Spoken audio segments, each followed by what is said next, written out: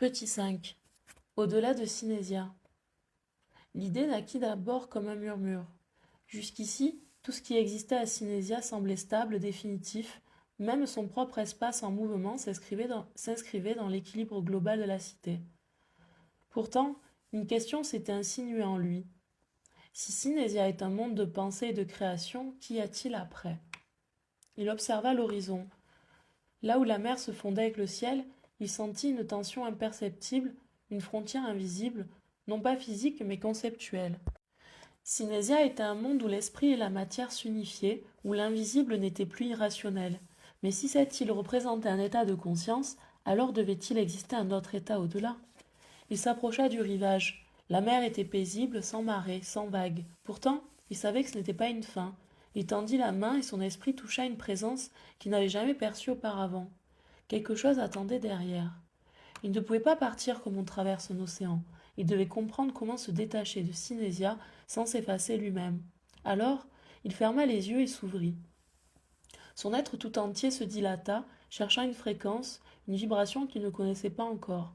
Il sentit une force différente de celle qui gouvernait Sinésia, une force au-delà de la pensée pure, au-delà de la création. Si Sinésia était un monde où les idées devenaient tangibles, alors l'espace qu'il percevait était un lieu où même l'idée n'avait pas encore pris forme. Là où Sinésia était un monde de la pensée réalisée, là-bas était un monde avant la pensée. Un lieu où le temps et l'espace n'existaient pas encore, où rien n'avait de nom, où même l'intention n'existait pas encore en tant que concept. Il comprit alors ce qu'il attendait au-delà, un retour à l'origine. Petit 6. L'homme d'avant.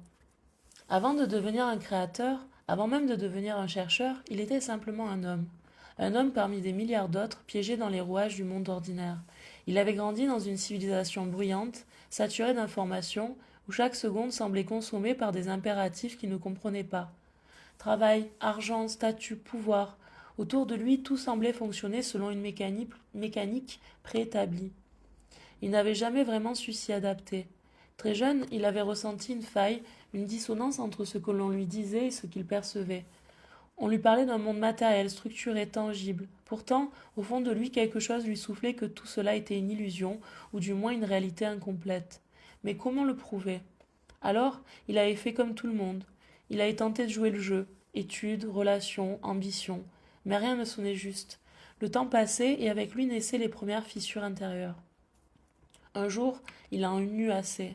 Il prit ses affaires, renonça à sa vie d'avant et se mit en route.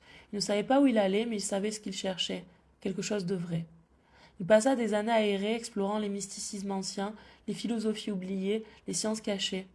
Il chercha auprès des sages et des ermites, dans des monastères, dans des bibliothèques poussiéreuses où gisaient des manuscrits que presque plus personne ne lisait. Il pratiqua le silence, le jeûne, la méditation. Il endura la solitude, la faim, le froid, la discipline sportive, cherchant à comprendre si la vérité pouvait se révéler lorsque tout le reste était abandonné. Il eut des instants de clarté, des moments où le voile semblait prêt à se déchirer. Mais il ne trouva jamais Sinésia. Il n'était pas encore prêt, car il cherchait encore trop. Ce fut une époque de lutte intérieure, car même en s'éloignant du monde matériel, il restait prisonnier de son propre esprit. Il voulait comprendre, il voulait atteindre quelque chose, et c'est là que résidait son erreur. Il pensait encore qu'il y avait un but, une illumination finale, une réponse ultime, mais tout ce qu'il trouvait était du vide. Des nuits d'insomnie où son esprit tournait en boucle, des années où le doute lui rongeait l'âme, et puis un jour, le corps lui-même flancha. L'épuisement, la fatigue, une maladie peut-être, il s'effondra dans une forêt où personne ne viendrait le chercher. Il crut mourir. Et c'est à ce moment-là que cela arriva.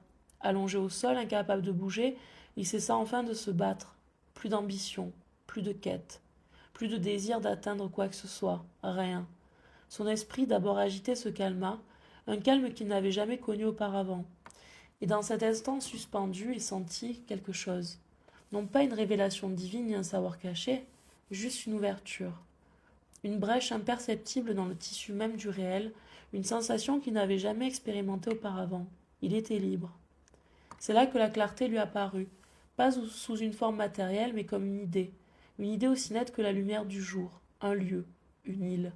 Non pas un endroit physique, mais une destination mentale, une fréquence cachée à laquelle il venait de se syntoniser. Et il comprit enfin ce qui lui avait manqué toutes ces années. Il avait voulu prendre la vérité, la capturer, l'atteindre, mais la vérité ne s'atteint pas, on s'ouvre à elle. Il ferma les yeux une dernière fois, et lorsqu'il les rouvrit, il n'était plus dans la forêt. Il était debout au milieu d'une cité où les bâtiments semblaient flotter entre la matière et l'idée. Sinésia. Il n'y avait pas eu de voyage, pas de transition, car le passage n'était pas physique. Ce n'était pas en marchant qu'il arriva à Sinésia, ce n'était pas en traversant un désert, ni en résolvant une énigme. Il franchit le seuil sans même s'en rendre compte, car au moment où son dernier attachement tomba, Sinésia l'absorba. Quand il ouvrit les yeux, il était là. Devant lui, la cité des pensées incarnées s'étendait, vibrante, infinie. Et à ce moment-là, il comprit. Il avait toujours été là. C'était seulement son esprit, prisonnier de l'ancien monde, qui l'en avait tenu éloigné. Contrairement aux autres habitants de Sinésia, il n'avait pas connu une transition paisible. Il avait souffert pour arriver ici. Et c'est pourquoi il ne pouvait pas se contenter d'être un simple spectateur. Il savait que d'autres viendraient après lui, d'autres qui, comme lui, auraient cherché toute leur vie. Il voulait leur offrir un espace où ils pourraient encore expérimenter, encore apprendre, sans que tout ne soit figé dans la perfection.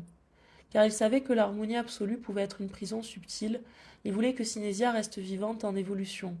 Alors il bâtit l'espace mouvant, ce lieu où tout était encore en devenir, un pont entre la quête et la découverte, un lieu de passage, comme lui-même l'avait été. Et maintenant qu'il avait accompli son rôle, il savait que son propre chemin ne s'arrêtait pas là, car il existait quelque chose au-delà de Sinésia, un monde avant la pensée, un état avant même l'existence. Il devait partir.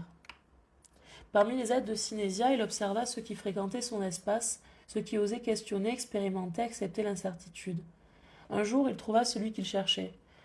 Un être dont la conscience ne se laissait pas absorber par l'harmonie absolue, quelqu'un qui, comme lui autrefois, ressentait encore le besoin d'explorer, de construire, d'imaginer. Il s'approcha de lui et sans mots posa une pensée. « Veux-tu créer ?» L'être hésita puis comprit. Il regarda autour de lui, observa les formes fluctuantes, les concepts en perpétuelle mutation. Il savait déjà que cet espace était unique en Sinésia, alors il répondit « Oui ».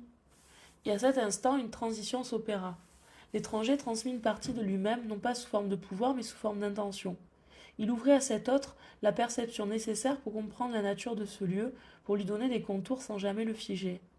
L'espace mouvant avait maintenant un nouveau gardien, il avait dorénavant transmis son rôle à un successeur, un autre être qui, comme lui autrefois, ressentait encore la soif de comprendre.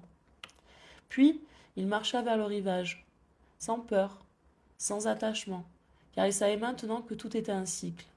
La frontière entre Sinésia et l'au-delà était toujours là, imperceptible et pourtant vibrante. Il sentait l'appel du néant derrière elle, un néant qui n'était pas vide, mais chargé de potentiel non encore pensé. Derrière lui, il sentit le regard de ceux qui l'avaient connu. Certains comprenaient son choix, d'autres non, mais il n'attendit pas d'approbation. Alors qu'il avançait vers le rivage, un dernier écho de pensée traversa son esprit. L'ego. Ce qu'il avait été, ce qu'il avait construit. Il réalisa alors que depuis le début, il n'avait fait que s'effacer. D'abord, il avait abandonné son identité humaine pour atteindre Sinésia. Puis, il avait dépassé son besoin de certitude pour devenir un créateur. Et maintenant, il s'apprêtait à se dissoudre à nouveau dans un inconnu encore plus vaste.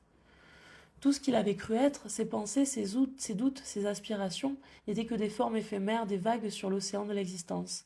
Il comprenait enfin que l'ego n'avait jamais été une entité fixe, mais un courant mouvant, un flux qui se modelait selon les expériences traversées.